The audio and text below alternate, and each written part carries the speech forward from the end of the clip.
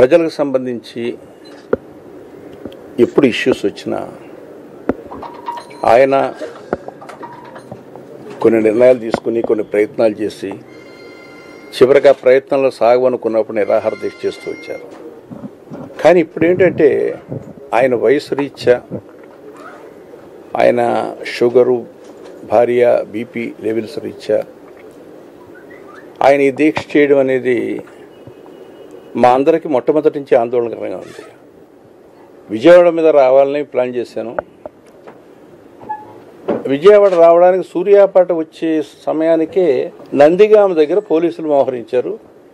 మిమ్మల్ని అక్కడ వెళ్ళనివ్వరటండి, వెళ్లకుండా అక్కడ అరెస్ట్ చేస్తారని మెసేజ్ వచ్చింది. నాకు ఆశ్చర్యం వేసింది, ఏమిటిది అసలు? అంటే నేనేమన్నా పాకిస్తాన్ వాడిని ఇండియాలోకి ఎంటర్ అవుతున్నానా, లేకపోతే ఇండియా వాడిని పాకిస్తాన్లోకి ఎంటర్ అవుతున్నానా? నాకు అర్థం కాల.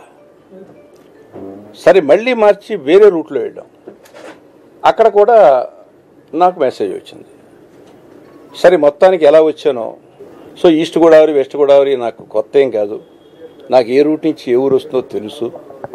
సరే మొత్తానికి తెల్లవారుజామున 4:45కి ఇక్కడికి రావడం జరిగింది.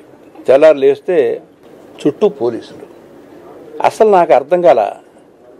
నాకు ఇన్ని సంవత్సరాల్లోనూ నేనెవరినో నాకు తెలియలేదు. నాకు ఇప్పుడే అర్థమైంది నేను ఒక టెర్రరిస్ట్ అని. అంటే ఏమిటిది? ఒక మనిషి ఎంటర్ కానివ్వకుండా ఆంక్షలు మీరు దేనికి పెడుతున్నారు? ఎవరి కోసం పెడుతున్నారు? లా అండ్ ఆర్డర్ కంట్రోల్ చేయడానికి.